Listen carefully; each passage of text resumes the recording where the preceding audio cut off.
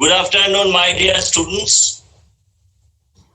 Let me welcome you to another session of the online lecture series that the Department of English University of Gour Banga is organizing for your benefit. It's a proud privilege for us to have in our midst today a very senior teacher, a revered colleague of mine, Professor Amzed Hossein, a senior professor of English, Aliah University, and the officiating registrar of that institution as well. He's a very sound scholar and a very down-to-earth human being and a dedicated teacher. Today he is going to deal with arguably the most influential and the most controversial poem written in English, at least in the 20th century. Yes, I am talking about T.S. Eliot's The Wasteland. And today Amzed Bhai is going to point out certain facets of this work. And I'm sure that all my students will love this session. So without further ado, let me hand over the reins of this program, this session, to the capable hands of Professor Amzed Hossein. Thank you very much. Can you listen to me? Yes. Hello? Can you listen to me, all of you? Yes, you are perfectly audible. Yes, sir, you are audible. Okay, so can I start now? Hello? Please do. Hello? Okay. Please start. Thank you very much. Good afternoon, everybody. Yes. Good afternoon, everybody. Afternoon. We are going to do the Wasteland. Yes. As Professor Amit Bhattacharya just told you that today we are going to do the Wasteland with you. As you know, it was published in 1922, but Eliot started writing this poem around 1919, just after the end of the First World War. So let me begin with the title. Look at the title, The Wasteland. Now, the Wasteland, obviously, metaphorically, it can refer to the post-First World War Europe, because you see the destruction of the First World War turned Europe into a kind of wasteland, because you see almost 10 million people died, buildings, civilizational values were destroyed, and it became almost like a kind of wasteland. And then when Eliot wrote this poem in 1921, 2021, around that time, he suffered from a nervous breakdown. And therefore, the title Wasteland can also refer to that part of the psyche, the self, which is like a kind of barren, sterile self. But then the Wasteland, this title can also refer to the Wasteland myth, or the myth of the Fisher King, of the Grail legend. I'll briefly talk about that. You know, in the Grail legend, as J.C. Weston discusses the legend, we find a king, the Fisher King, who became somehow maimed or wounded, and as a result of his, disease, the whole land became waste. So he was waiting for a knight who will cure him, bring him back to health, and as a result, then the land will also be land will also be restored to health, restored to life. So this myth of the Wasteland, or the Fisher King, is also behind this title, and In a way, then we can say that the major theme of the major concern of the poem is also the salvation of the Wasteland. It may be contemporary Europe, post-war, post-First World War Europe, or it may be the self of the poet. Now, when we are going to begin with, you see, the para text. If you look at the text, then you will find there is an epigraph. It is from a poem by Petronius, a Roman poet who wrote during the time of the Roman Emperor Nero. The poem is called Satyricon. And from there is a kind of quotation in Latin, and it will be, in English translation, it will be like something like this. For once I saw with my own eyes the Sibyl at Cumae in a cage. And when the boys said to her, Sibyl, what do you want? She answered, I want to die. Now, Sibyls are usually, women of great prophetic powers. The Cumae Sibyl, the legend or myth of the Cumae Sibyl is like this. She wanted from the gods as many years of life as she could hold in her hand the number of sands. But she forgot to ask for eternal youth. So she was granted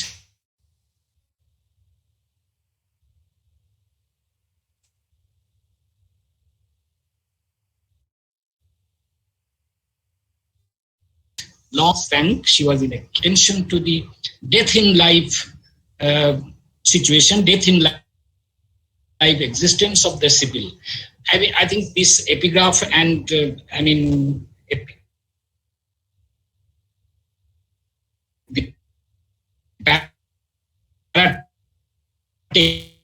text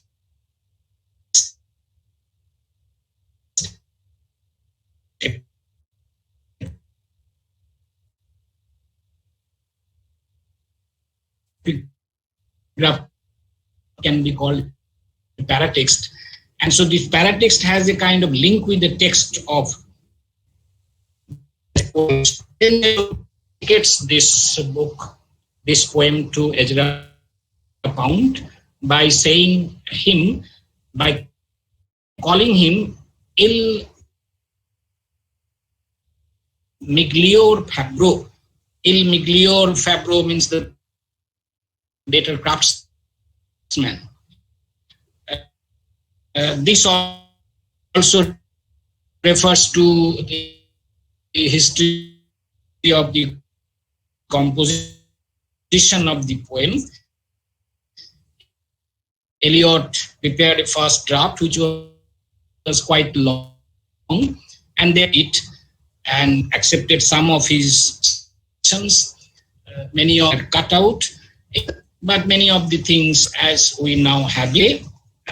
We might say that Eliot is expressing his gratitude to his friend Ezra Pound by calling him Miglior Fabbro. Well, we can come to we can talk briefly about the structure. You see, it has parts, but then each part also being divided in many subsections. And the whole poem is like this. Although there are a lot of these parts within the part,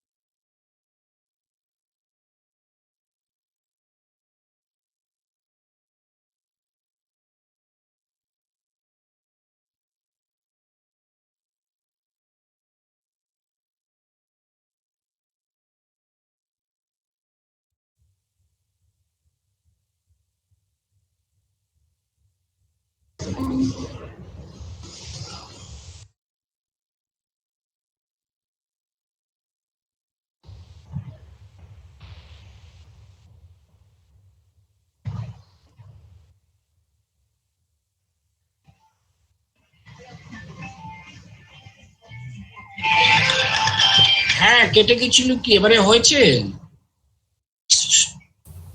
হ্যাঁ link করলেন শুনতে পাচ্ছ hello can you listen to me hello yes sir শুনতে পাচ্ছি আপনাকে thank you মাঝখানে বোধহয় আচ্ছা ঠিক So we were talking about the structure of the poem. I don't know where the line got disconnected. Well, as I will try to repeat from that part. You see, the poem is divided into 5 parts, but each part is divided into smaller sections and then smaller parts. But as I was saying, that there is not much of a logic why the poem consists of these kinds of subdivisions or subsections, because as many critics have pointed out that maybe one section of each part can be taken away, shifted to another way, and then also the meaning will not much change. So there is not much logic. There is a kind of sudden abrupt shift from one part to another part. And why this is so, we will try to, whether there is any link, whether there is any unity in the various sections, that we will discuss briefly a little bit later. Another important thing about the poem is that you will find that there is no single speaker, as there are lots of sections, fragments, etc. So similarly, there are many voices, many speakers, many situations, many episodes. When we read, say, Shelley's poem Ode to the West Wind, or say Wordsworth's poem Tinternabie, we find there is one single speaker, isn't it? But here you will find that there is no single protagonist, there is no single genre, there is no meter, there is variety of places, many times. He's not talking about one single time. There are references to almost long ago, past times, present times, etc. And to different cultures also. So this is a kind of medley. And you see whether there is any kind of link, any kind of unity or not, that has been debated, discussed by critics a lot. And yes, some critics have tried to have suggested that yes, there is a unity, and this unity can be, you see, suggested by referring to what Eliot said in one of his notes. He said, he referred to Tiresias. You see, if you look at the notes to the West Wind at the end of the poem, there you will find that Eliot says what Tiresias sees is the subject matter of the poem, is the substance of the poem.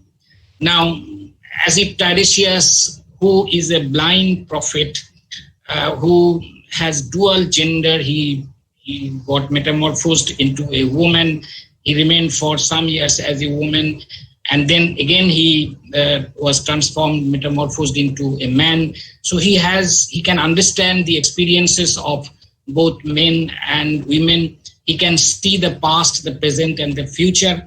So all these, you see, I mean, all these events, episodes, characters, as if are passing through the consciousness of Tiresias, as if it is a dream of Tiresias. So that way, some sort of unity can be perhaps established, or there is another way of finding out unity, and that refers to Eliot's review of Ulysses by James Joyce, published in November 1923.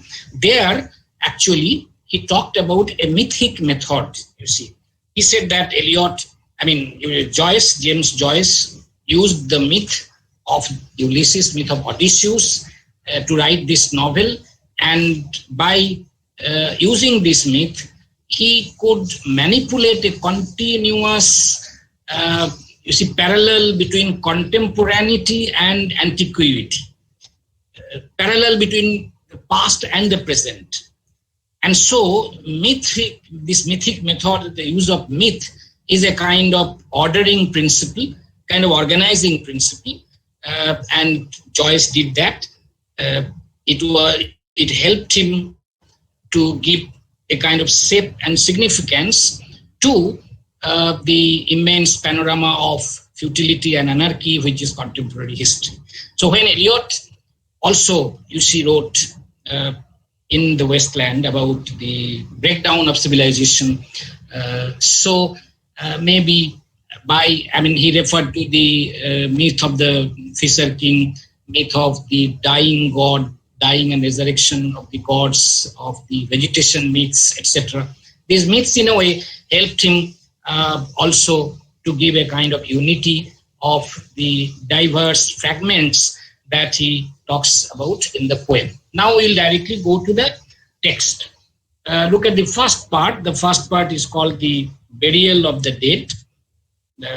This part you will find has almost 6 parts, 6 subsections. It begins like this. April is the cruelest month, breeding lilacs out of the dead land, mixing memory and desire, starting dull roots with spring rain. Now this is very paradoxical because April is called the cruelest month. Now when he opens the poem by evoking April, which is springtime, we are reminded of Chaucer's the Canterbury Tales, prologue to the Canterbury Tales. And you remember that in that prologue, Chaucer presents April as a very pleasant time, one that April with sour sooty, with sweet sours pierced to the roots of the plants, birds were singing, folks wanted to go to pilgrimage. It was a very happy time. But Eliot calls it cruelest month. Now April, of course, is the time of Easter, the crucifixion. So it is painful, but that is more than that. When he says that in the next lines, he says, winter kept us warm, covering earth in forgetful snow, feeding a little life with dried tubers. So winter made them happy. Now, you see, in the First World War, millions of people died. Many of the soldiers could not be properly buried. So their dead bodies were covered with snow. And when April came, you see, the snow began to melt and the dead bodies were coming out. And people then felt real pain. But apart from that, you see, in general, we can say, Eliot suggests that coming to awareness, becoming aware of the surroundings is painful. So it is better to remain, forgetful under the cover of the snow, forgetful snow of the earth during the winter. So this, in this paradoxical way, the poem begins. After that, suddenly there is, as I said, there is a sudden shift to a kind of memory of Mary. It alludes to My Past, a book written by Countess Mary Larist. We will not read it in details, but you will find that she is remembering her childhood, which was a time of innocence, time of very great happiness. Just this is what she says. And when we were children, staying at the Archduke's, my cousins, he took me out on a sled, and I was frightened. He said, "Muddy, muddy, hold on tight." And down we went. In the mountains, there you feel free. I read much of the night and go south in the winter. And suddenly he comes back to the present when she has become very old. She is no more an innocent child, and perhaps she has become old, confined. She can spend her time only reading. It is a kind of boredom. So she belonged to a royal family. So the breakdown of the great houses in Europe after the First World War, these things are suggested in this brief section. And then suddenly there is another shift of tone, you might say. There is another speaker as if, what are the roots that clutch? What branches grow out of this stony rubbish? Now look at this phrase, stony rubbish. Stony rubbish actually indicates the kind of destruction that took place in Europe.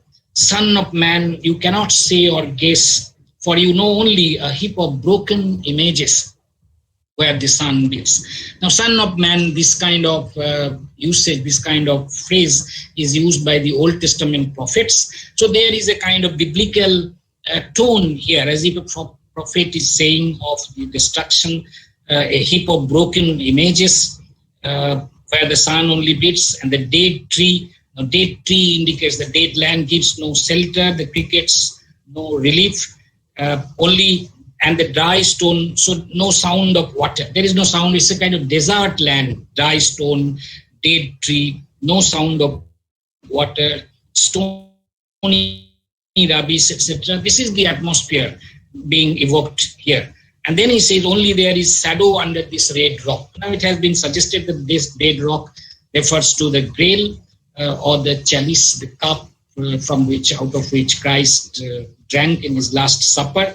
So if you come to Christ, if you remember Christ, maybe you will be saved. This is how it goes on. Then in the next section again, there is another shift. We find a snatch of a song. Look here, it is in German, Frisch weg der Wind, etc. This is a song from Richard Wagner's opera called Tristan and Isolde. You see, it is based on a medieval romance. The snatches of the song translates like this: to the homeland, my Irish girl, where are you lingering, etc. The wind blows to the homeland, and my Irish girl, where are you lingering? As if in the opera, we find that Tristan is dying, and he's waiting for the arrival of Isolde, and the people looked at the sea, but they could not find the ship which will bring Isolde to him. So this song is a kind of sad song. And then suddenly there is a brief dialogue. You gave me hyacinth first a year ago. They called me the hyacinth girl. Now, hyacinth is a symbol of fertility. Hyacinth flowers were given to a girl. It indicates a kind of failure of romantic love. For instance, look, the next line says, and when we came back late from the hyacinth garden, your arms full and your hair wet, I could not speak and my eyes failed. So it's an indication of a failure of relationship.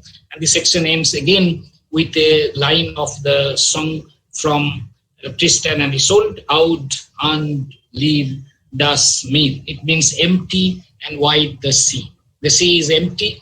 There is no sign of the ship that will bring Isolde to Tristan. So you see, failure of love, particularly romantic love, that is suggested in this section. Then another shift again.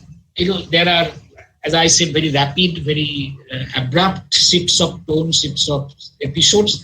Then it begins like this: Madame Sosostris, famous clairvoyante, etc. goes on. Madame Sosostris is a fortune teller.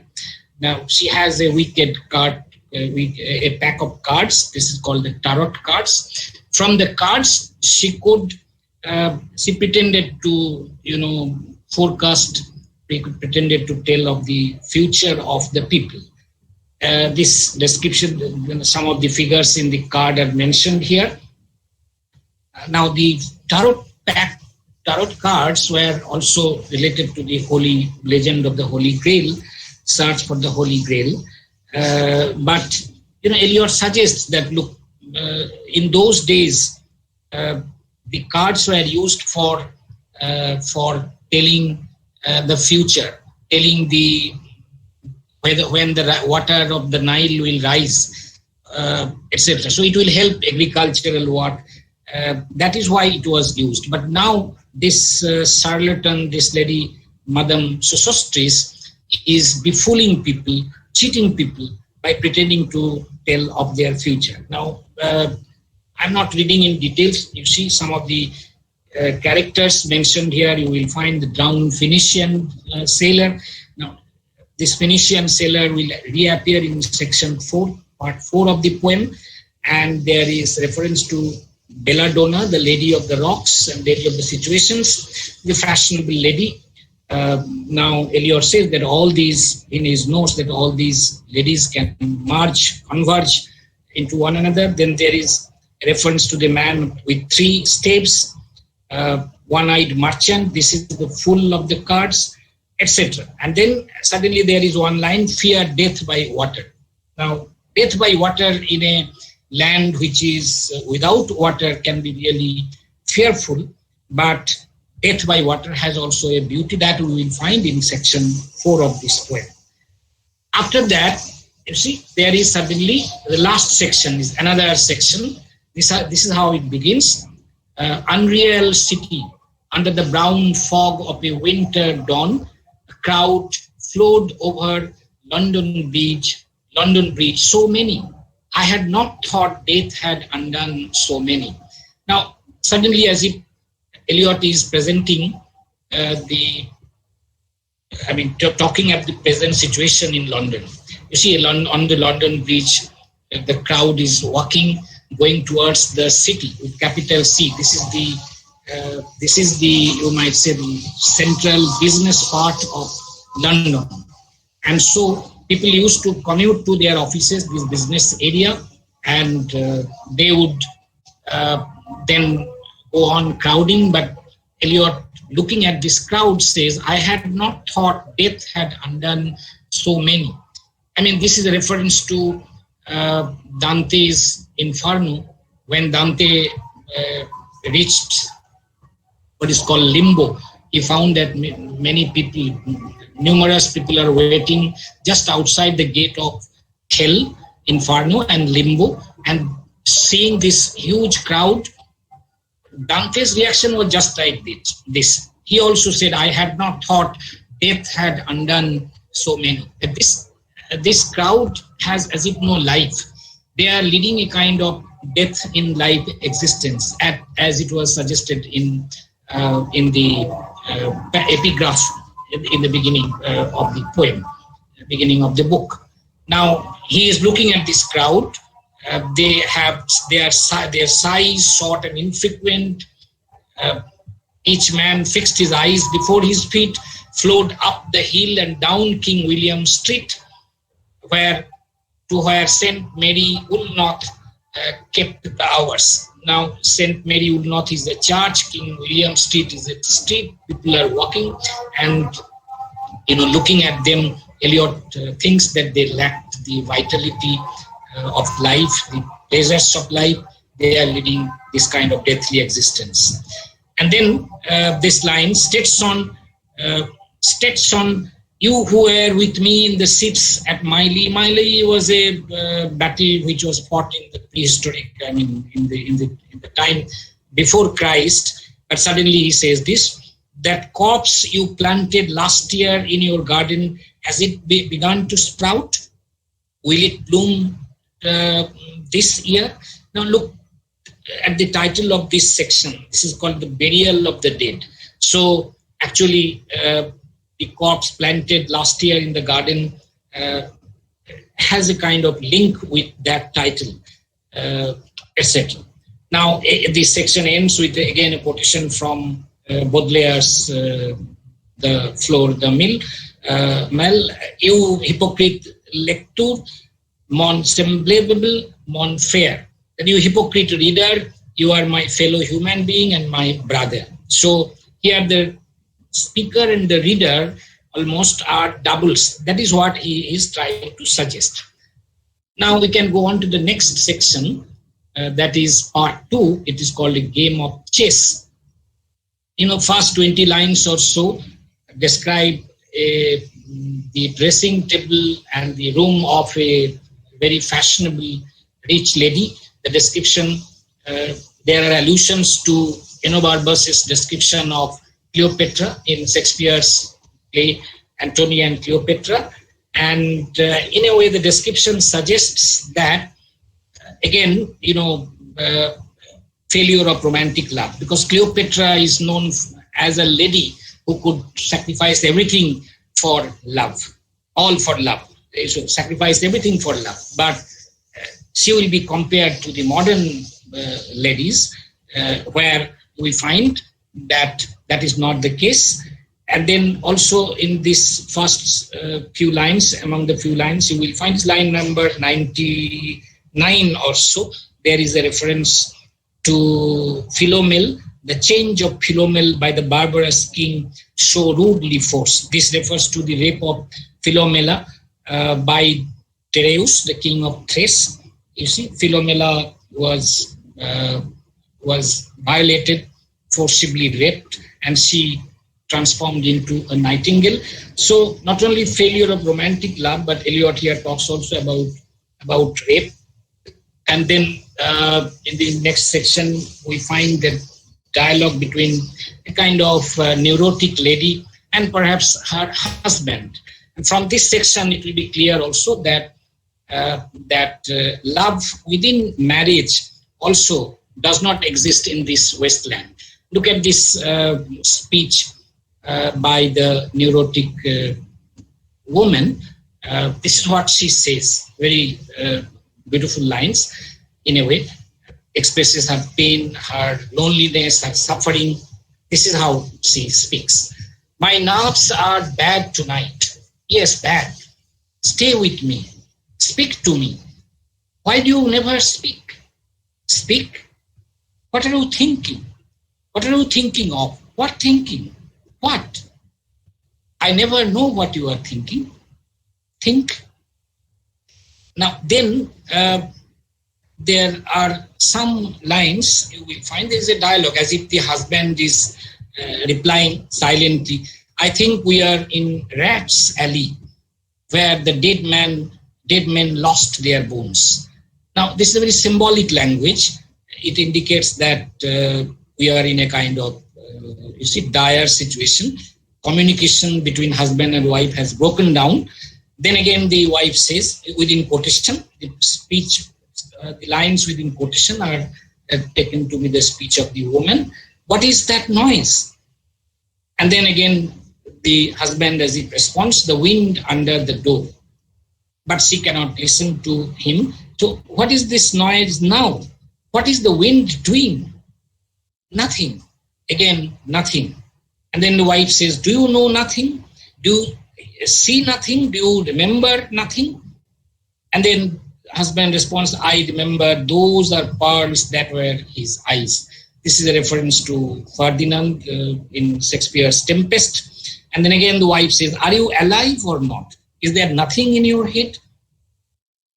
Oh, that Shakespearean act. This is again a song from the jazz music, popular reference to popular culture, etc. Again, the woman speaks like this wife. What shall I do now? What shall I do? I shall rush out as I am and walk the street with my hair down. So, what shall we do tomorrow? What shall we ever do? Etc. This is, you see, the life in a kind of high society where the relationship between husband and wife is completely broken down. And in the final section of this part, you will find Eliot presents a sample of, let us say, low life of London. The working class people are, working class women here are talking in a pub. Now this is late night. Two women are talking, two friends, and occasionally you will hear the bartenders are warning them that it is time, this is time for closing the bar, so you have to go. Look, this is how it begins. When Lil's husband got demobbed, I said, demobbed is demobilized, that is the war ended and he would come back, released from the military service. So when Lil's husband got demobbed, I said, I didn't mince my words. I said to her myself, hurry up, please, it's time. Now this is the warning of the, the bartenders. Now Albert's coming back, again the dialogue of the women. Now Albert's coming back. Make yourself a bit smart. He will want to know what you've done with that money he gave you to get yourself some teeth. I was there. You gave them all out, Lil. Get them all out, Lil. and get a nice set. He said, I swear I can't bear to look at you, etc. It will go on, and hurry up, please, it's time, hurry up, please, it's time, in a way. And there suddenly, you see, the friend is saying to her, you ought to be ashamed because, you look so antique, and her only 31. At the age of 31, she looks like an old woman. And then she replies, I can't help it, she said, pulling a long face. It's them pills I took to bring it off. To bring it off, she took pills. It refers to a kind of abortion. And you see, so this is how it goes on. And the friend says, what you get married for if you don't want children? If you want abortion, then why at all do you marry? So hurry up, please, it's time, etc. It goes on. And then finally, everybody is going out. The ladies are bidding goodbye. Good night, Bill, good night, Lau, good night, May, good night, Tata, good night, sweet ladies, good night, sweet ladies, good night. Now, these last lines also refer to Ophelia's last words in Hamlet. Now, Ophelia, as you know, drowned and died, very pathetic, tragic death, I would say. And Ophelia's tragedy, perhaps, the purpose of quoting these lines from Ophelia's last words, you see, is that all these women here, say Philomela or that rich aristocratic lady, all these women from the working class sections of the society, all are suffering. Love has broken down within marriage. And then the third section, it is called the Fire Sermon. The title refers to the sermon of the Buddha, where you see Buddha spoke about the causes of human suffering. It is desire, and desire has created fire within us. This is the fire of hatred, fire of old age, fire of death, etc. So in order to get out of this fire, we need to practice abstention from, from the kind of, let us say, sexual sins, sexual excesses, etc. So in a way, this section suggests these kinds of things. Look, you will see the first part, there is a kind of contrast between the present situation in London on the bank of the Thames River, and Eliot alludes to the famous poem by Spenser, which is called Prothalamion. It is a song of marriage. But here you will find that where Spenser is glorifying, idealizing marriage, here we find that just the opposite. The nymphs are departed. Now Eliot uses the refrain from Prothalamion, sweet Thames run softly till I end my song. But then the tent that was there on the bank of the Thames River are completely different now. The nymphs are departed, and their friends, the loitering heirs of city directors, departed, have left no addresses.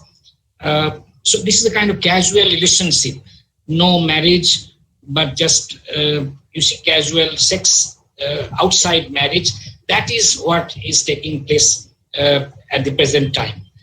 And then the next section, we find a kind of reference to the Fisher King myth. He says, a description of the London, description of the bank of the Thames, a rat kept softly through the vegetation while I was fishing in the dull canal on a winter evening. Now this fishing refers to, as I said, the Fisher King myth, which has a very seminal influence, seminal function in this poem. And then I'll have to a little bit hurry. Then in the middle part, you will find there is another section where he says unreal city, etc. He's talking about a merchant who invited the speaker to luncheon at the Cannon Street Hotel, followed by a weekend at the Metropole. So there is a hint of kind of homosexual relationship. And after that, there is also this episode between the typist and the clerk. It is a description of a kind of lustful relationship only outside marriage, as in the second section we found failure of love within marriage, but here there is a kind of casual relationship between a typist, young lady, and a clerk. And then after that, it is so mechanical, so kind of lacking any passion. That is what is presented here. And that is indicated by various kinds of phrases. After the event, the lady behaves in this way. And Eliot comments, when lovely woman stoops to folly and paces about her room again alone, she smooths her hair with automatic hand and puts the record on the gramophone. Now, this is very automatic, mechanical. After the departure of the lover, you see the lady feels alone. That is, love should remove loneliness, but that kind of thing is not there. She feels again alone. Then after that, we find the song of the three Thames daughters. Then there is again a brief section where we find, a boat ride of Elizabeth and Lister. And finally, we come to the last few lines. To Carthage then I came, burning, burning, burning, burning. O Lord, thou pluckest me out. O Lord, thou pluckest burning. Now, to Carthage then I came. This is a line from St. Augustine's Confession. St. Augustine, when was just 16 years old, he came to Carthage, and there he says, I found a cauldron of unholy loves, sang all about mine ears. So unholy loves, he confesses that. And that kind of passion, unholy loves, as it burned him.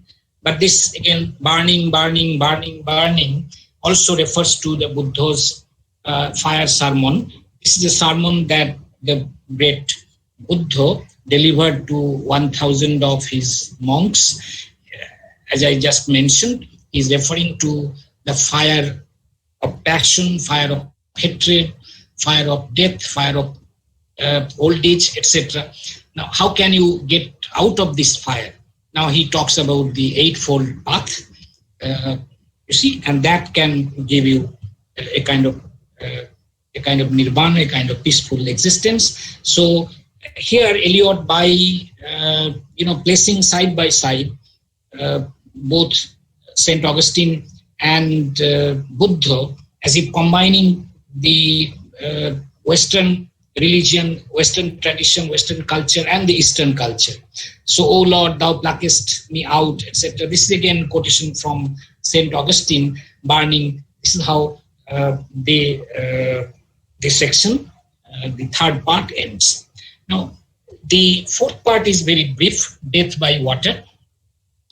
Phlebas the Phoenician, a fortnight dead, forgot the cry of girls, etc. Drowned in the sea. But you see, this is a kind of death which took place in the sea. Now, in a desert land, death by water has a kind of beauty. It is Phlebas, this Phoenician sailor. Phoenicia refers to Lebanon, present day Lebanon, and that area around the Mediterranean Sea. So he lived a very full life, simple, natural life, and ultimately died very cleanly. So in this land of drought, land of dryness, where water is totally absent, you see, death by water holds a kind of beauty other than horror. So this is a kind of contrast. And then we come to the final section. We have to hurry, I think, because we have to finish it within 1 hour or so. Now, what the thunder said. Now, what the thunder said, the title of this section refers to an episode from the Brihadaranyaka Upanishad. But we'll come to that towards the end of this section. First, if you read the section, there is a description of Jesus Christ when he was arrested, imprisoned, and taken to Golgotha, where he was crucified. So after the torchlight rained on sweaty faces, the guards, as it came to arrest him, after the frosty silence in the gardens, this refers to the gardens in Gethsemane. After the agony in stony places, the shouting and the crying, prison and palace and reverberation. You see, when Christ was crucified, there was a kind of earthquake, an earthquake. So this refers to the death of Christ, of thunder, of spring over distant mountains, etc. And then the next section is very beautiful. This is called the water dripping section. The first part describes the desert land. Just I'm reading a few lines. Here is no water, but only rock. Rock and no water and the sandy road. Look at the sandy road. Sand refers to desert and no water. Rock and no water and sandy road. The road winding above among the mountains, which are mountains of rock without water. Mountains of rock without water. Without water, this is being emphasized, repeated again and again. If there were water, he wishes, if there were water and we should stop and drink, amongst the rock one cannot stop or think. Sweat is dry, sweat is getting dry, and feet are in the sand, again refers to sand. If there were only water amongst the rock, dead mountain mouth of curious teeth, curious decayed teeth, and cannot speak. But dry, sterile thunder without rain, again, etc. And then the next few lines, beautiful, most beautiful lines, I think, in the Wasteland. If there were water and no rock, if there were rock and also water, a spring, a pool among the rock, if there were the sound of water only, not the cicada and dry grass singing, but sound of water over a rock, where the hermit thrush sings in the pine trees, drip, drop, drip, drop, drop, drop, drop, but there is no water. So you see, he is talking about this desert island lacking water. Water is also the symbol of life almost in every culture. Then a few lines which alludes to Christ's journey to the Emmaus. After crucifixion, Jesus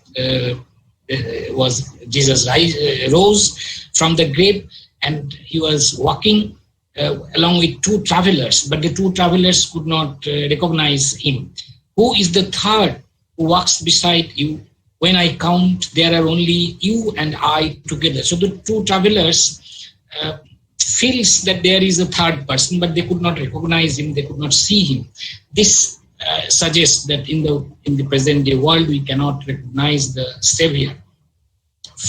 Failure of our religious, beliefs, etc.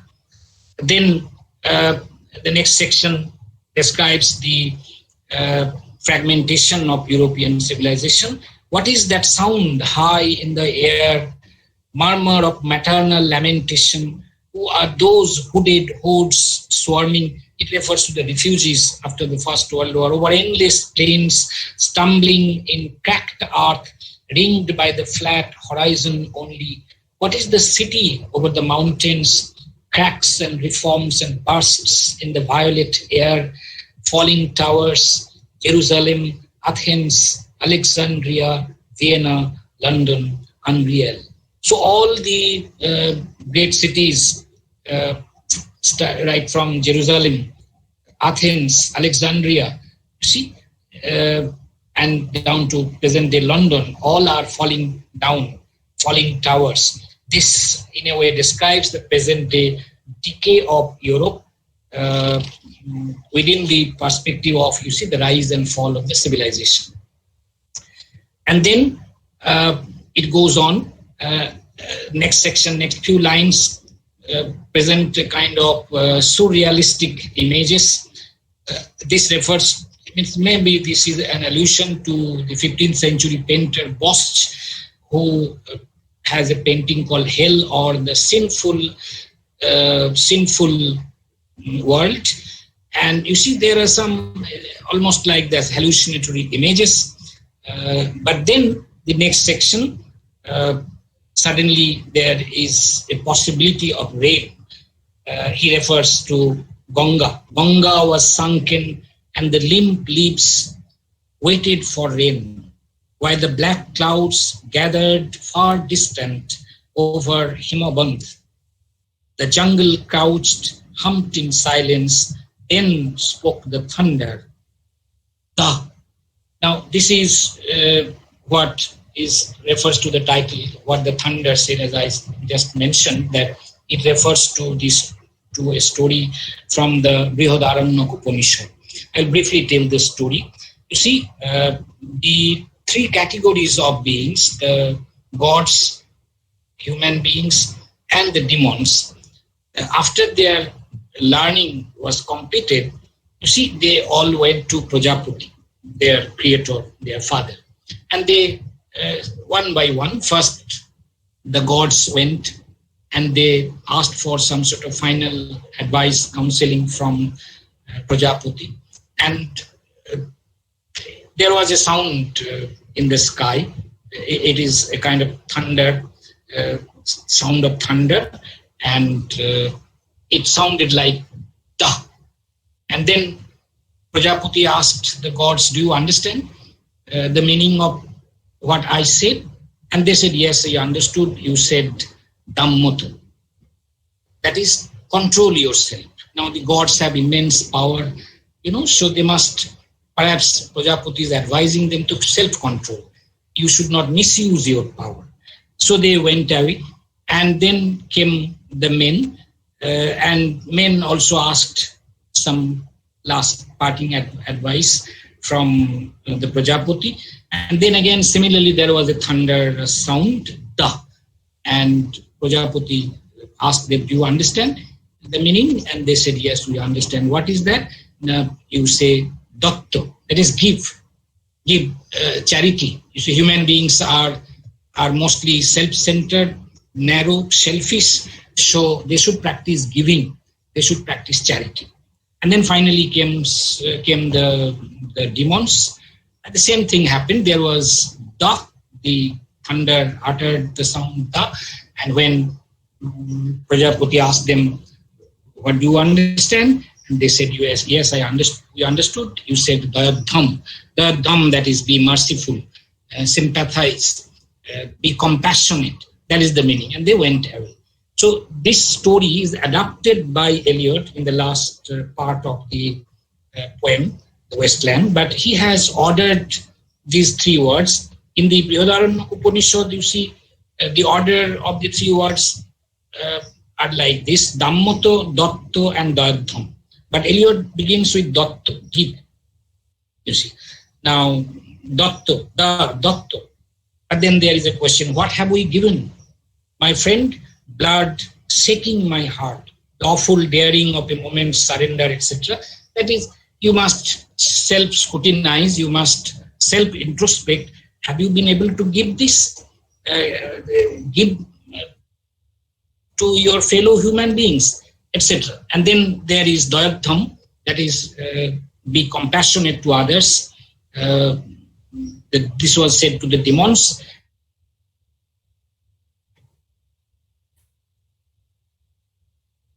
And again, they to others, sympathy to others. And finally, gods. What was said to gods, Eliot reverses it at the end, Dhammoto, that is, control yourself. Unless you have self-control, unless you know how to use your power properly, well, you cannot get peace of mind. So you see, we come to the last few lines of the poem. I sat upon the shore fishing. Again, it refers to the fisher king. He is sitting on the shore fishing and waiting for the knight who would come, who would heal him up. So with the arid plain behind me, the barren land, the sterile land is behind him, and he wonders, shall I at least set my lands in order? Shall I be able to, put things together? Shall I be able to bring my land to restoration, to health, to life? But then the next line, London Bridge is falling down, falling down, falling down. This is a quotation from nursery rhyme, but it indicates the collapse of civilization, the disintegration of European civilization. And then suddenly there is a quotation from, Poi Sasko Nel Foko Chil, which means be mindful, a quotation from Dante again, be mindful in due time of my pain. You see, it is from the Purgatorio section of Dante. Dante was being requested by another familiar person that, I am suffering here. Please remember my suffering when it is time. And then again, a quotation, French, Latin poem, Quando fiam uti celidiam. And when shall I become swallow? Oh, swallow, swallow. Again, it is from Tennyson. Finally, there is another, again, quotation from a sonnet by Nerval, a French poet. La Prince d'Aquitaine à la tour abolie. It means the Prince of Aquitaine of the ruined tower. Now, Nerval wrote a sonnet called The Disinherited.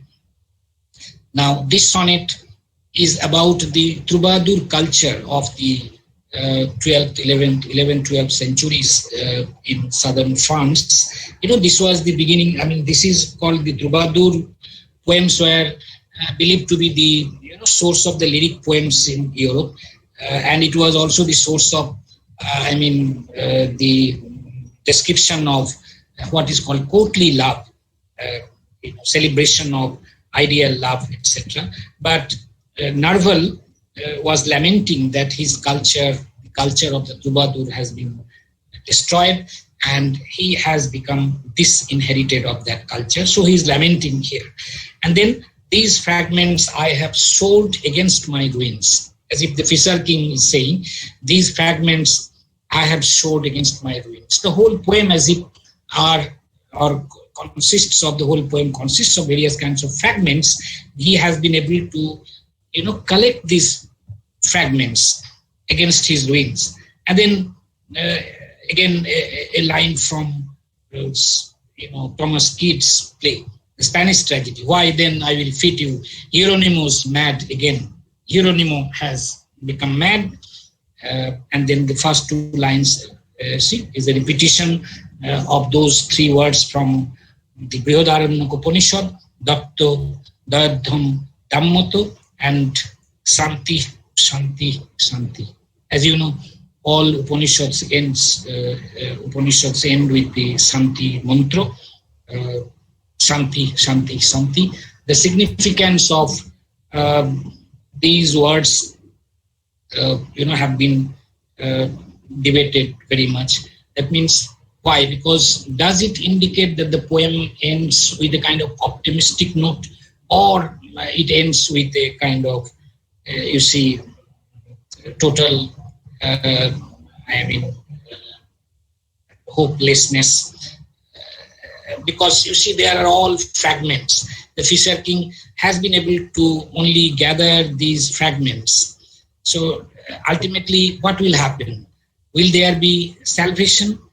Well, Eliot has suggested by the three Sanskrit words referring to the Eastern philosophy, Datto, Dadham, Dhammoto, they point to a way to salvation. And finally, Santi, Santi, Shanti. This formula, these three words are repeated as all Upanishads end with these words.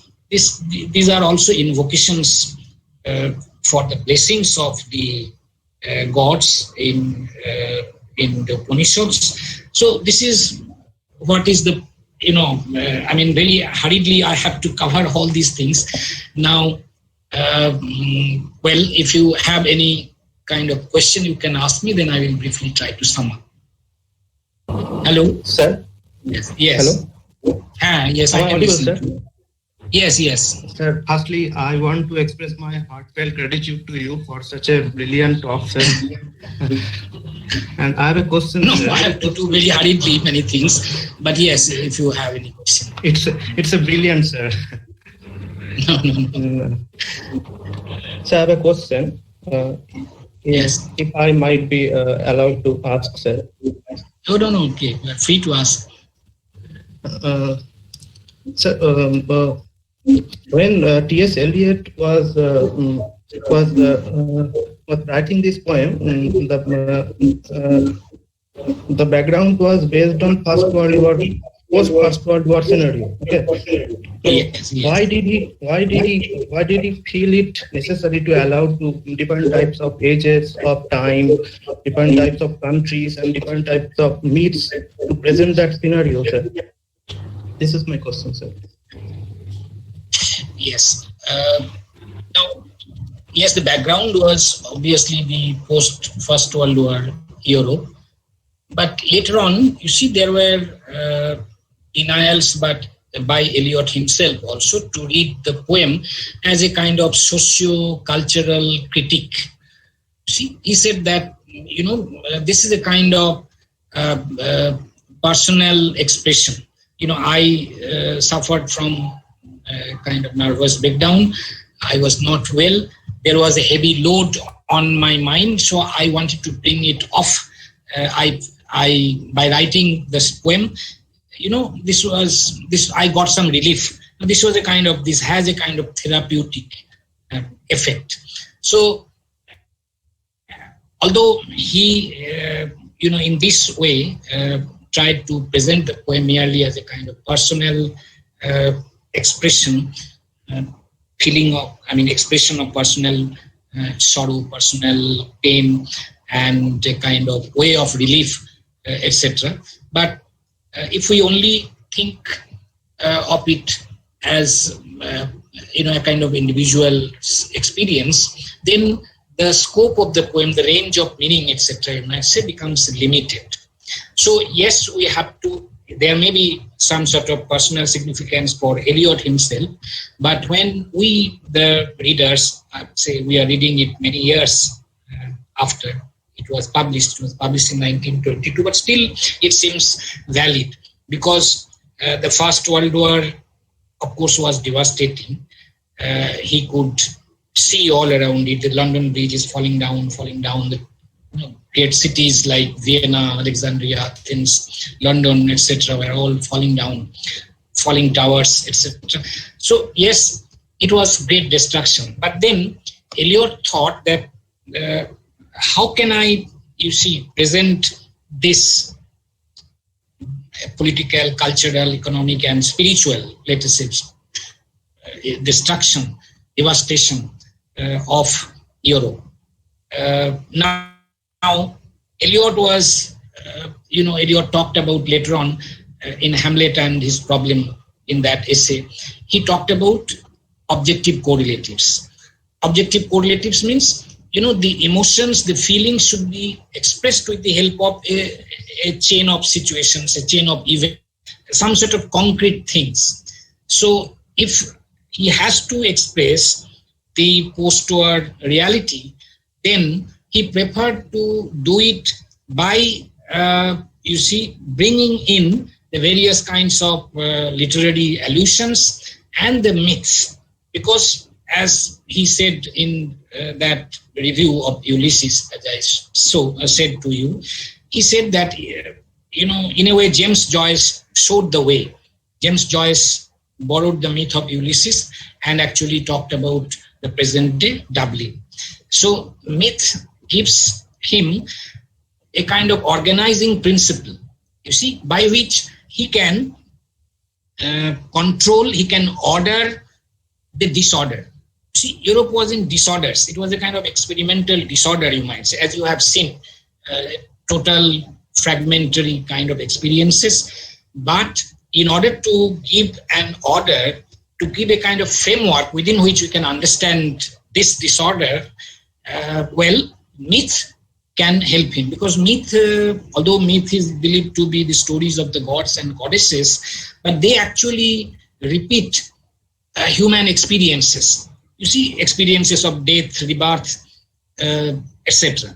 Now, yes, there was the story of the Fisher King, but he also refers to, in his notes at the end of the poem, you will find he refers to Fraser's Golden Bough. Now, the Golden Bough basically talks about the vegetation myths, the slain god and the risen god.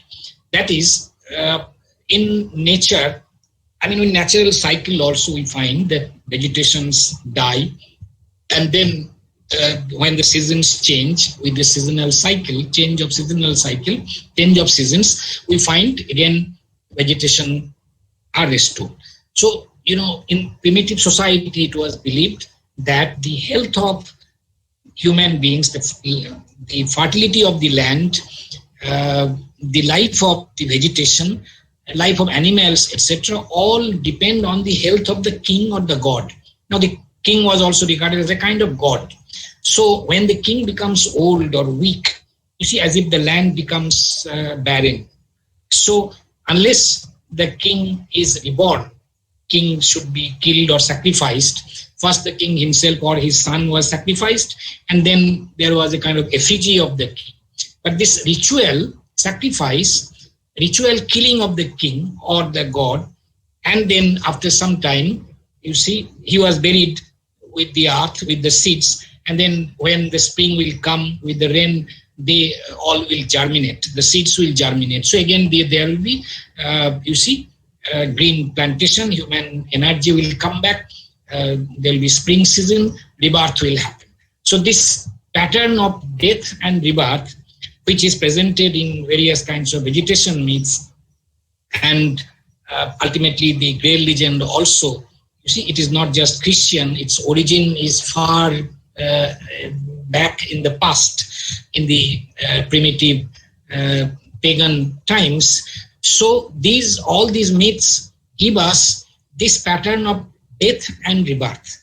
So yes, European civilization, Europe has been devastated, but at least the poets must think about the rebirth of the European civilization, the reconstruction of the European civilization. So that is why, you see, that is the duty of the poet, I think. So the Eliot is presenting the fragmentation of Europe. He is collecting the fragments from different sources, from, as you see, from the Bible, from Latin poetry, from Greek poetry, from these primitive myths, from ritual and romance, from Indian tradition of philosophy and poetry. So from east, from west, from almost every corner, Buddhist philosophy, St. Augustine is there. So from all sources, he is collecting these fragments and trying to create a kind of pattern, give them a kind of pattern with a framework with the help of these myths of death and rebirth. So yes, European civilization has been destroyed, but then, there is a possibility of regeneration also, resurrection also. That pattern can only be found in the myths. So that is why he uses myth in the poem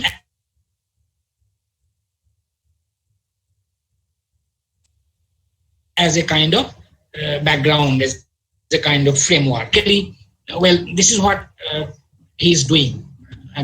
That is what you asked, why, in order to present European reality, post-World War reality, he is using the help of myths and culture. That is how it can be presented in a concrete way. And also, it does not only, when you take the help of myth, for instance, it does not specifically talk about one particular age or one particular time. It can extend to, the future times also, to any age. For instance, when we are reading the poem, all around us, if we find that, yes, the time is not good, the time, is one of destruction, one of hopelessness, one of pessimism, then how to get out of this pessimism? Maybe the pattern of the myth, you see, the pattern of death and rebirth can give us some sort of hope.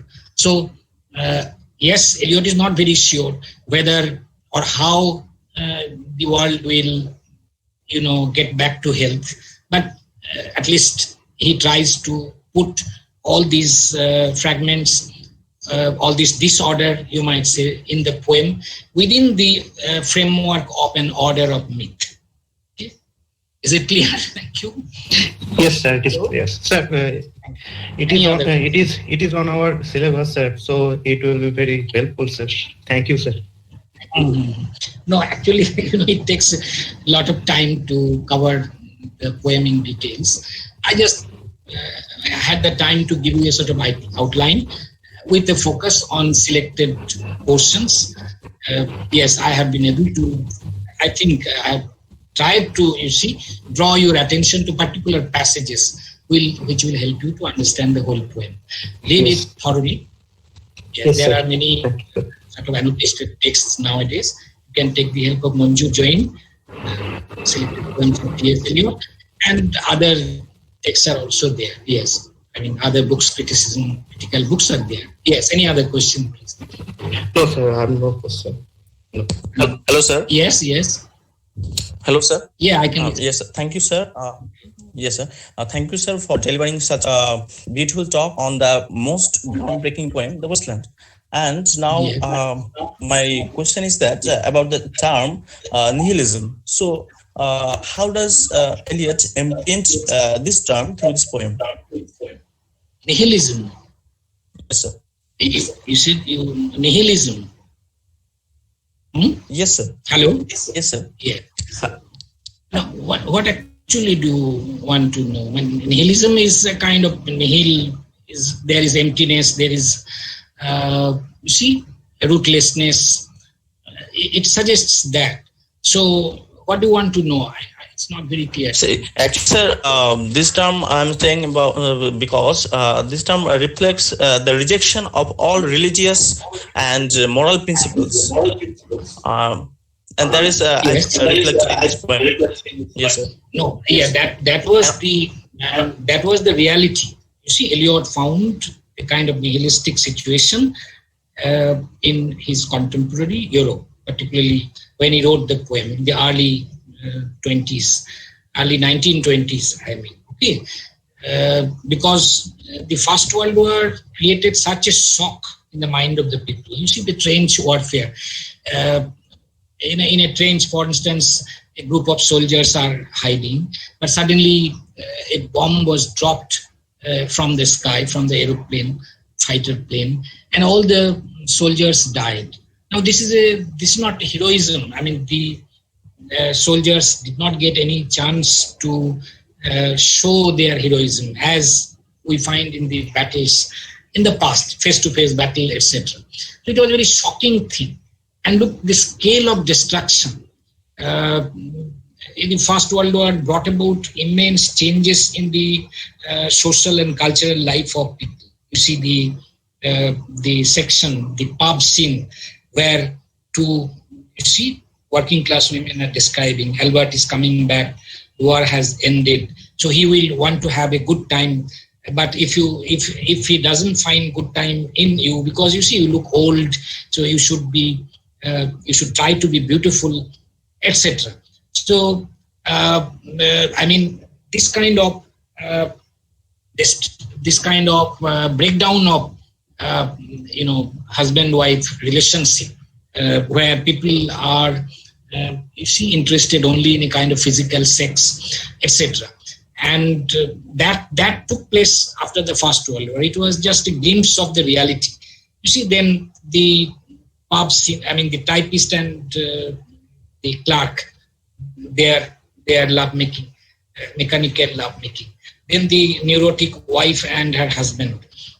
All these things were then the reality.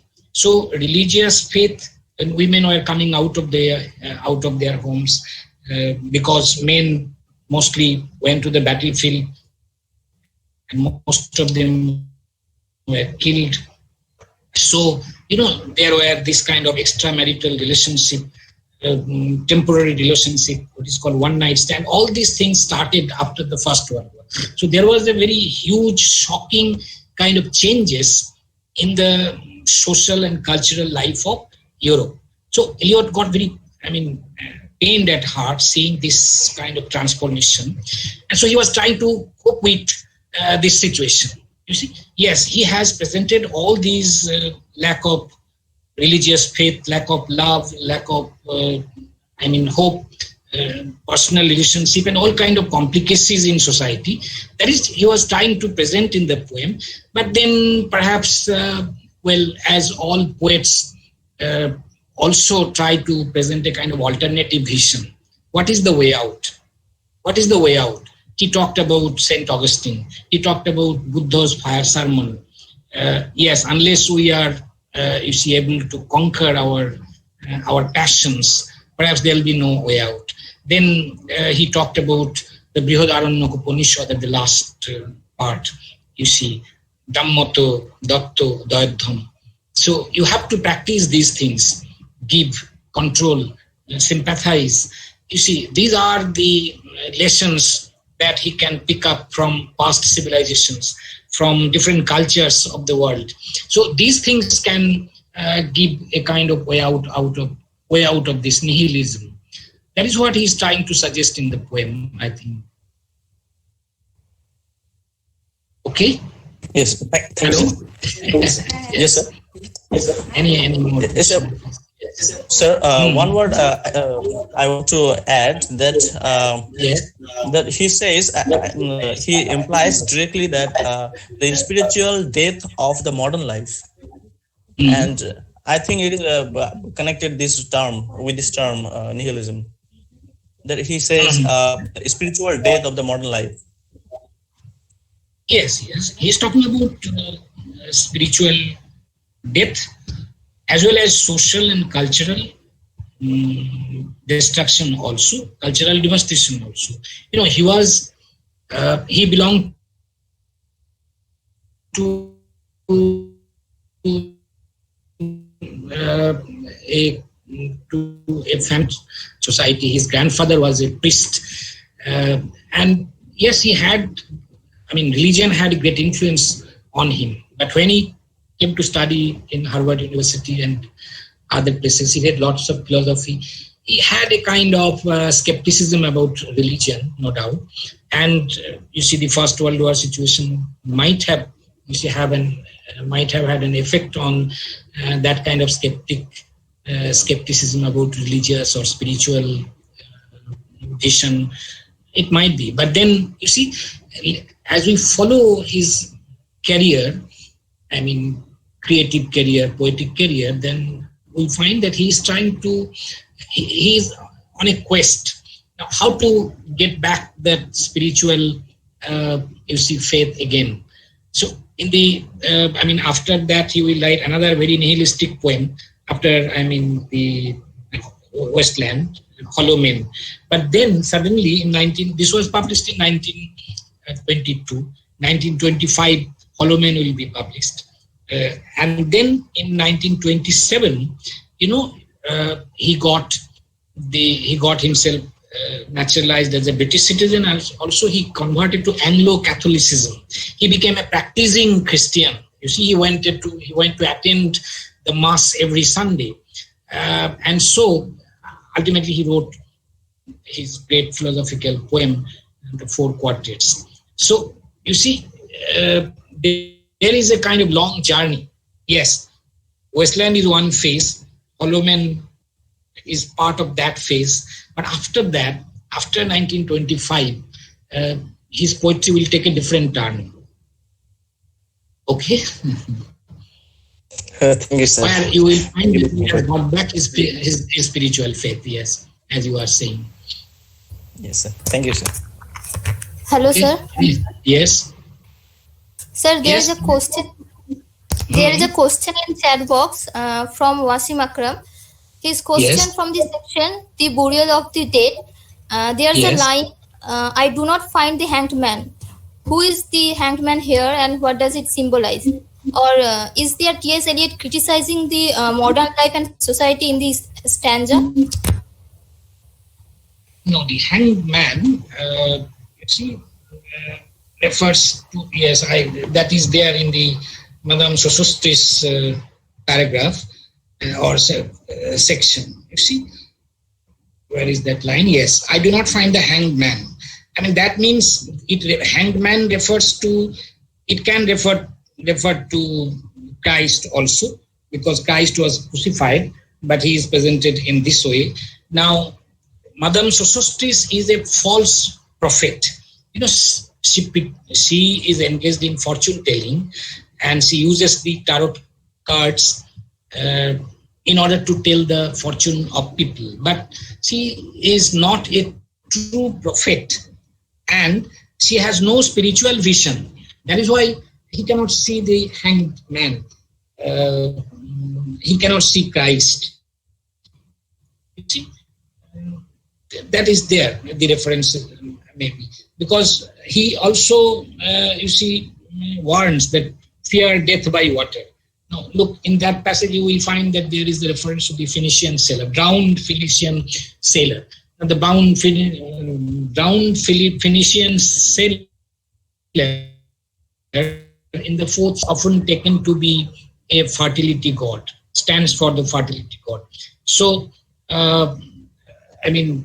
yes, he warns people about death by water, like that. So the true prophets, if you compare and contrast him to Tiresias, Tiresias is perhaps the true prophet, and Tiresias can show us spiritual truth. Tiresias can see the past, present, and future, but Madame Sosostris cannot, and she lacks spiritual vision, and that is why he cannot see the hanged man, who is the Christ figure. Yes? Any other question? Yes, sir, thank you, sir. Sir, there is another question in chat box. Okay. This is from Nirupam Sarkar. How does the theme of the Wasteland by Eliot related to the Freudian theory of psychoanalysis? And how does the theme of the Wasteland by Eliot related to the Freudian theory of psychoanalysis? Sorry. Yes, this is the question. Freudian theory is okay. You can apply Freudian theory to interpret the Wasteland. It's fine. But what specific type of answer can I give you? You see? That is what you may attempt, but I do not find what actually he wants to know. Mm-hmm.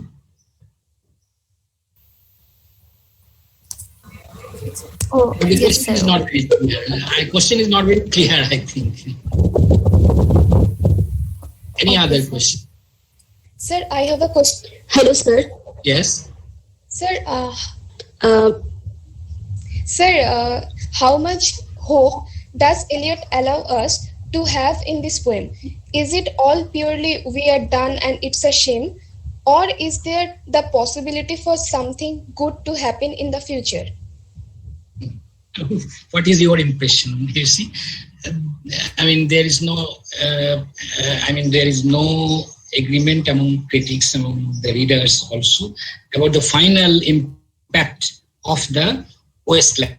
You see, many people think that if the poem ended with these lines, say just before the last few lines, say where Datto, Dadam, and Dammoto, that part, then maybe one could have said, yes, the poem ends in a kind of hope, in a kind of optimistic belief that yes, perhaps by practicing Datto, Dadham, and Dammoto, we can ultimately come out of this kind of pessimistic world. That would have been the suggestion. But the last few lines, again, Hieronymo is mad. this line particularly, many people believe that, yes, when he is thinking of all these fragments again, say the poet, as Hieronimo became mad in the Spanish tragedy, similarly, the impact of all these fragments on the, suppose the protagonist or the narrator, was to make him mad. So there is as if no way out. And there are critics who have suggested that the words Santi is ironical, because there is no Santi, there is no peace in this word. So how can it end with these three words, with this Santi mantra? It can be a kind of termination, but not an end. You know, Rajan has also said that termination and end means a kind of proper ending where you can conclude something. This is the kind of closure, but that is not, somewhere you have to stop. So the poet ended here, stopped here. It's a kind of termination. So what is the final impact is a debatable. I mean, it depends on individual readers. Either you might think that, yes, by the word Datto, Dammoto, and Dhamm and Santi, perhaps he is suggesting that, yes, there is hope. It ends with a kind of optimistic note. And again, there are readers who believe, no, it is completely pessimistic. Hieronimo is mad again. We cannot make sense of all these fragments, all these, disintegration. It is totally anti-integrative poem. It is a kind of, it has 5 parts. One critic has, it is a 5-act anti-drama. There are 5 acts as it, but this is anti-drama. This is not proper drama. There is no, as, a tragedy ends. You see those famous words of Milton. All passions come of mind, all passions spent. So is there such an effect? Or when the poet says Hieronimo is mad again, I mean, everything is ending with a kind of, loss of sense. So we cannot clearly come to a kind of judgment. It depends on individual readers, whether you think that, it ends in optimism. Well, that depends on you. You can interpret it in that way, or you can find that no sense can be made out of all these fragments. It is a kind of, postmodern poem, although it was, regarded as a kind of seminal text of modernism, a modernist text. But that was in 1922, when people, were looking for a kind of unity, a kind of proper ending, a note of optimism at the end of the poem. That was possible. Some people can think that, or as say nowadays in postmodern age, we are quite comfortable with the kind of fragments. We do not need to link all the fragments and construct a complete whole. That may not be necessary. Yes, we have seen the fragments and we have to try to, this is a kind of cinematic montage. You see a picture made up of diverse kinds of pictures, particularly in a very unusual or in an interesting fashion. So it is a kind of cinematographic montage. Technique of collage has been used. This is particularly a kind of, postmodernist technique. And we need not look for any kind of positive ending. So that kind of approach is also justified. Yes? Okay, sir. Thank you. Okay. Anything else? Hello, sir. Yes. Is it a kind of satire which is thrown up in the modern society, or? No, not satire, because Eliot is very serious here, and Eliot is pained at heart. I mean, although Eliot prefers to be objective, impersonal, etc., he privileges impersonality in poetry. So it's not satire, you might say, because the immense panorama of as he says, immense panorama of futility and anarchy, which is modern history.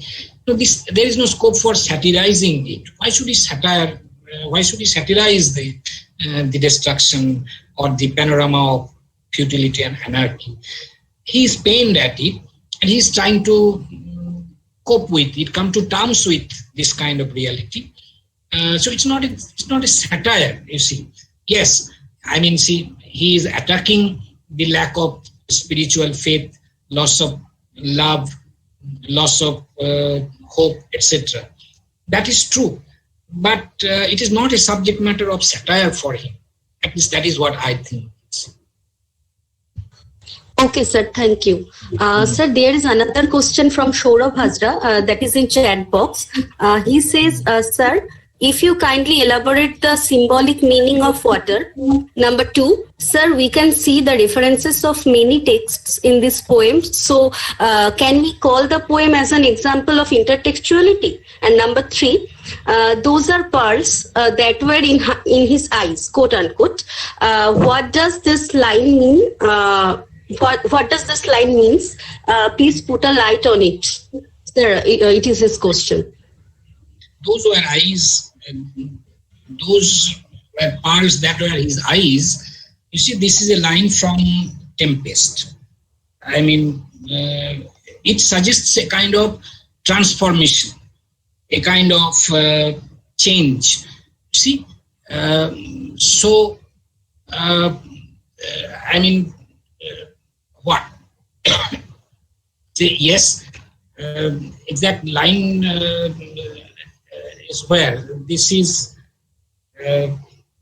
Let me see. Those were, yes. It is also here in the Madame Sosostris section. You see, the sea change the sea is changing the eyes and turned it into pearls. So this kind of transformation is a good thing. You see, that is what he's saying, suggesting here. Phoenician sailor is drowned, and there perhaps in the Madame Sosostris, for her, drowning in the sea can be a kind of disaster. But since he is a fertility god, I mean, death can bring him to a new life. He can be reborn in a new way. That kind of rebirth is suggested here, although the significance might not be understood by Madame Sosostris. What other things you said? Another one of the questions. Yes. Kindly elaborate the symbolic meaning of water. Water, almost in every culture, is a symbol of life. So here also, as you see, Eliot is contrasting the desert land with, desert which lacks water, and they are all, you see, as if seeking water. That beautiful water dripping passage.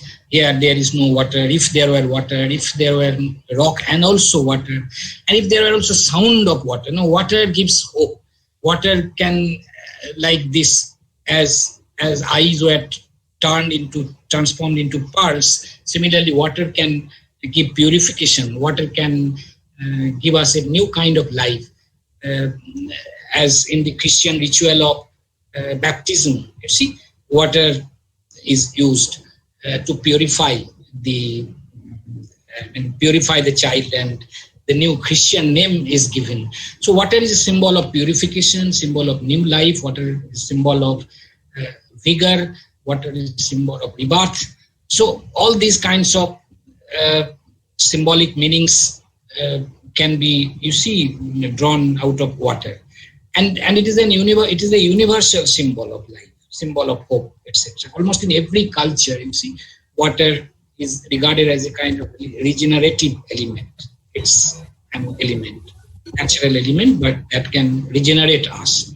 So Eliot has used these symbolic properties of water also in this poem, and he has done it very beautifully, brilliantly. Another question. Yes, sir. Can we call this poem as an example of intertextuality, as many texts are mentioned here? Yes.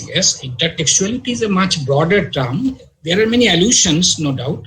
And intertextuality is when another text is embedded in one text is embedded in another text. So the intertext means, see, where there are many other texts. But this does not, this is not limited to, an intertext is not limited to just quotations from other texts. You see, our language is intertextual. So it is a much broader term, I would say. Yes, Eliot has used allusions from different texts. You can call it a kind of, yes, an exercise of intertextuality, no doubt. But you have to understand the distinction also. What intertextuality is not just quoting from other lines consciously. You see, all texts are intertexts in a way. That is how, you see, Roland Barthes or who is that? Another woman, French critic, I cannot remember now. Roland Barthes also said all texts. Julia Kristeva, yes, thank you very much. Julia Kristeva and Roland Barthes also. There is a famous quotation of Roland Barthes, I think, where he says, yes, all texts are intertexts. And then, in a way, if you read Bakhtin also, he talks about heteroglossia, but that has some sort of distant similarity with intertextuality also. Yes. Anything else? Yes, sir. Yes. Okay, sir. Thank you. Feeling mesmerized to hear you. Yes, you are welcome. No, it's not mesmerizing because I have to hurry up things. It is a very, very long poem, quite a long poem, but then I have to finish it within just 1 hour. Hello, sir. Yes. Yes, one more question I have. So sorry, sir. No. Why? Yes, sir. Questions are always welcome. Thank you, sir. My question is regarding form of writing. That this poem is written in blank verse, but blank verse. What? Yes, sir. Blank verse. Not actually blank verse. You may call it free verse. All right, sir. And then there is a dialogue between Neurotic lady and her husband, and there are certain we may see there are certain is transformation in this pattern of writing. So what does it symbolize, sir? Actually, no, symbolize me. What actually want to say? I cannot get you properly. When we enter or when we see the dialogue, this part is constructed in this way. There are some lines which are within quotation, okay, and some lines which are not within quotation. Now it is taken to mean that the lines which are in quotation, these are the speech of the woman, and the lines which are without quotation are responses of her husband. Okay, so what actually you want to know? Actually, these lines are like fragmented, and then the other, then the other kind lines. So imitation of or rendering of the conversational speech. You see, the way a woman can talk when she is very much irritated, very much frustrated. So out of frustration, she always cannot, complete her sentences. What thinking? What? Like that. Sometimes she uses a kind of monosyllable. Speak, think, like that. So all these are very, reproduction of the, conversational speech, the way a person can talk under certain situation, under stress, under desperation. These lines illustrate that kind of say, tonal variety. But do you want to know whether there is any symbolic meaning? No, I don't think so. Symbolic meaning means the whole section in a way illustrates the breakdown of communication between husband and wife in the modern times. Thank you, sir. Yes? Thank you, sir. Thank you, sir. Well, anything else?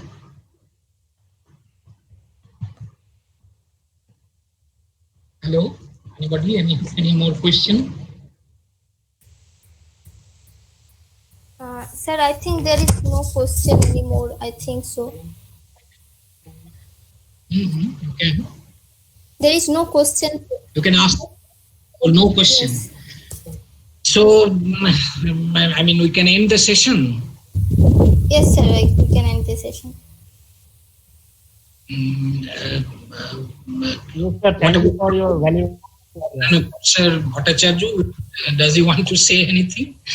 Or we will just end? No, sir. Amit sir is not here right now. Okay. But thank you so much Thank you very for much your valuable lecture. And it was very helpful to Yes, us. thank you for your thank you for your attention and your questions, which are very stimulating. Think about it, read the text, and yes, as I said, if you have any more questions, you're always welcome to ask those questions, and I'll try my best to answer this to your satisfaction. Okay, thank you very much. Yes, sir. Thank you, sir. Thank you, sir.